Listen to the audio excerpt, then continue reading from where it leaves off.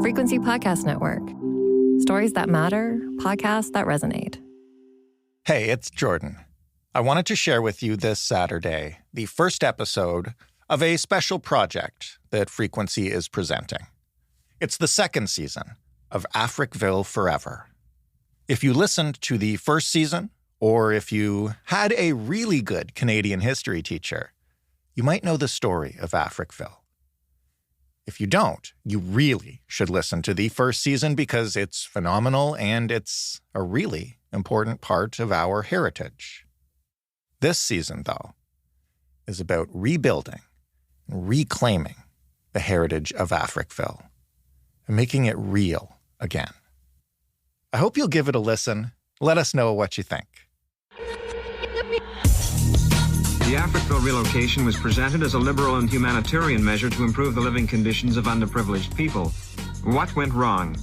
You're listening to Africville Forever. In Season 1, we told you the story of the destruction of my community. They cheated us, and I'm one that was cheated. If you don't move at a certain time, we'll bring out the bulldozers and push your shacks over. In Season 2, we are exploring its rebirth. I know we'd all fight to get back out there. We still call it home. My name is Eddie Carvery III, and my grandfather, the original Eddie Carvery, has maintained the longest civil rights protest in North American history. It's time that we looked at them wrongs and righted them. He stood up for Africville since it was destroyed in the 1960s, refusing to leave the land. For too long, the Africville survivors and descendants have been divided, hampering our efforts to take back the land and rebuild our unique community.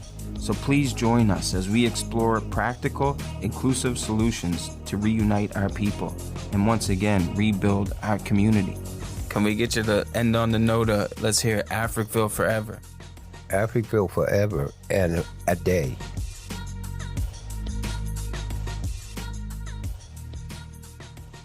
So we're back? Yes, brother. We're back. Finally back. Back home. All right, so let's reflect on Season 1. My question to you is, are you happy with it? And what do you think the impact of Season 1 was? Am I happy with it? Of course. You know, I think when we set out to start the podcast, we definitely nailed what our goals were, and that was to tell the story from a different angle, to increase exposure on what really happened to the people of Africville through the voices of Africville.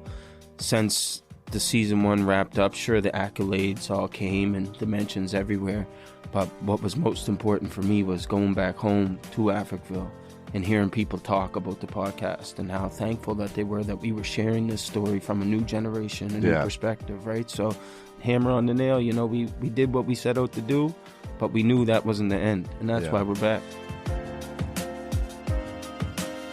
You know, I think what was so cool is I remember being on the land after the podcast came out. I remember being on the land multiple times, and people who were visiting would come up and be like, hey, I listened to the podcast, and you know what I mean? Without even knowing that, you know, I was a co-host or you were a co-host, they'd be like, I heard about this podcast. And it almost brought them there. Yeah. Right? It's like they had a connection to this place that maybe they didn't have before. Like the connection was deeper, and it almost convinced them to like come check it out. And I see think that's what made it special, because, you know, our goal was to increase awareness, but what we did was exactly that, you know, whether it was somebody reaching out to us, asking us questions for an interview, or that final point, somebody making their way to Africville and being like captivated, not by the land only, but by what they heard from the podcast.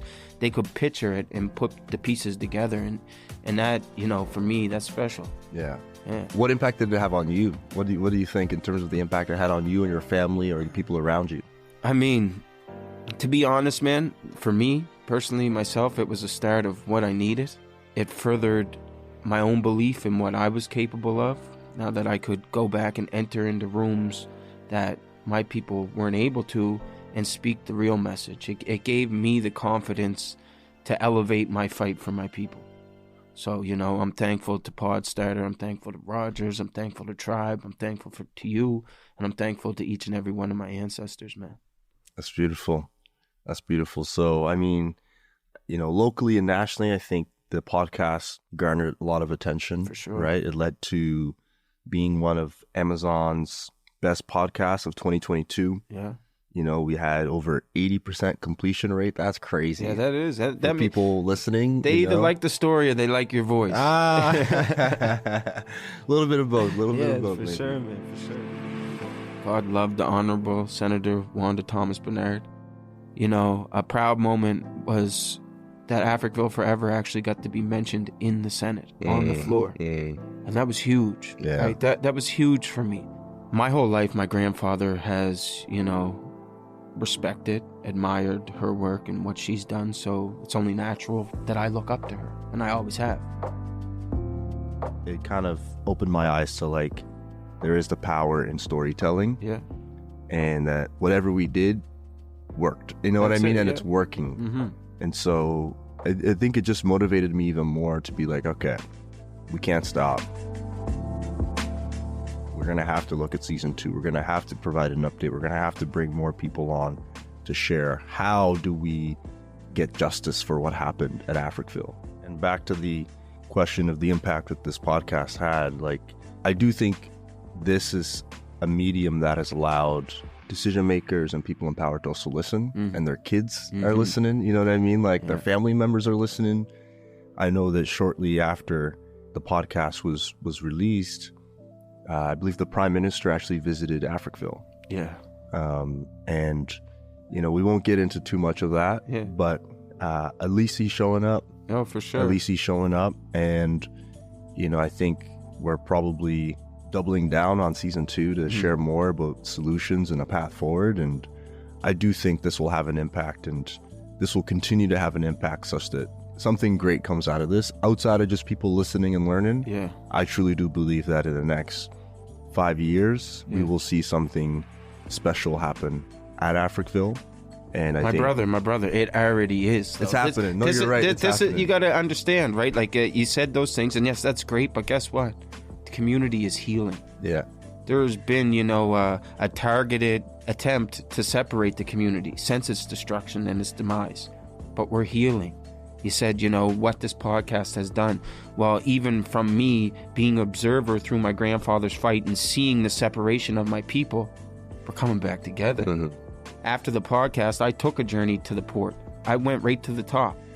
You were there with me when we did the report, and then I came on as a contractor for them to try to do something great. And in my time there, not only did I, you know, get to travel across the province to a lot of local Black communities, but what I was able to do for Africville was astounding. So we have, you know, the Port of Halifax, which probably is the largest contributor to our economic development. And in their acknowledgements, alongside the Indigenous peoples and communities, they actually were acknowledging the land of Africville as a sacred place, right? So that was big. I got to bring the Walk Through Africville exhibit right down to the cruise operations center, right? And so you can see that the Heritage Trust now was involved. So not only were we making positive things happen, but we were mending relationships. We were saying we got to put the nonsense aside. If we really want to be what we strive to be for our people, we can't do it alone. We have to do it together. And so for me, that was a big thing going into season 1. I acknowledged, you know, that separation, but I also wanted to see that healing. So when I was able to contribute to it, man, nothing feels better. You can't replace that. And so this season, you know, it's my hope, and I know you're aligned with me in this, is to reach out to experts from not only the province or the country, maybe international, people who have gone through similar situations and found a way to the other side. And then we're going to have conversations with them on how, you know, we could possibly use what they have learned and make that to the benefit of the people of Africville. And again, I think it's really important for people to understand, not even just Black Canadians, Black Nova Scotians, African Nova Scotians, if we can solve this problem of Africville through, you know, direct action, it's good for all of Canadians. You know, Canada itself loves to boast and brag about being an inclusive place there, or they like to chirp in their 2 cents of what's going on in the Middle East or in Europe, wherever the case may be, and they got skeletons buried in their own backyard. Well, it's unfortunate, but let's dig them up, have those conversations, find a way forward, and then that way as a country we can heal together. in season 2, we definitely want to bring the voice of the community to the conversation, to the table still, right? But I believe that, and we've talked about this, like having experts who have been able to deal with land settlements in other regions of the world, being able to bring them to this place to learn about the story and to share what they've done, and, you know, for all of us to learn as listeners and as you know, people in this together, take from that and realize what we can do to apply those learnings into the Africville project. And so I think that's probably going to be the biggest, when you talk about building an action plan, we need people who have experience in getting the action plan executed, done. You know what I mean? Like they've succeeded. The planning, they've gone through. And I think that's probably going to be the thing that a lot of the listeners are going to get out of this upcoming season is, you've heard the stories, and if you haven't, go to season 1 and listen to the stories of the people who had family at Africville, grew up at Africville, were affected by what happened there. And then come back to season 2, because that's when you're going to learn, what do we do? And how do we get this land back? And how do we empower these people? From season 1, that was, you know, one of the main things that we were getting all the time. How can we help? What can we do? So it's only right that we put this plan in action for season 2 to almost answer that question for people. Take them on this journey with us, because it's not going to stop until it's solved. Just a little update on where I've been recently. You know, my grandfather did have a stroke. He lost vision in his left eye. He has been re-diagnosed with cancer.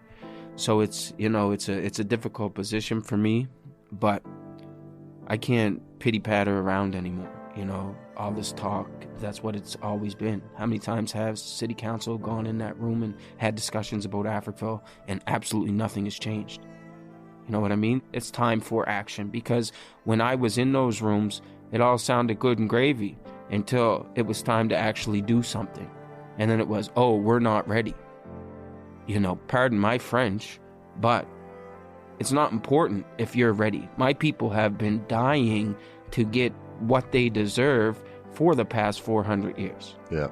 So why are we waiting on you to be ready? You're never going to be ready. You're going to make mistakes. People are going to get hurt. But that's how you progress. That's how you move forward. Awesome. So we've come to the end of the show. Thank you so much for listening to this episode and to this series, Africville Forever. We're so grateful for all the listeners out there who are leaning in to learn and who are sharing this with friends, with family, with people that they think can, you know, do something and join this fight. If you're interested in learning more about Africville Forever and participating, you can find us online at africvilleforever.ca, and you can also find us on social media at Africville Forever. We encourage you to share, we encourage you to listen, and we encourage you to keep the fight of Africville alive forever. Big thank you to all of the listeners, and, you know, personally myself, all I can ask is that you keep coming with an open mind and an open heart, and we grow together. And it's been a journey so far, but the journey's far from over. We have, you know, continued our socials. Everything stayed the same. We've been preparing you guys for season 2, and I hope you're ready to come along on this ride with us as we try to solve the problem of Africville. Here's a little bit of what you can expect in the coming episodes. According to Eminent Domain and African Americans, a 2007 report for the Institute of Justice, it states that between 1949 and 1973, 2,532 projects were carried out in 992 cities that displaced 1 million people, 2/3 of which were Black people.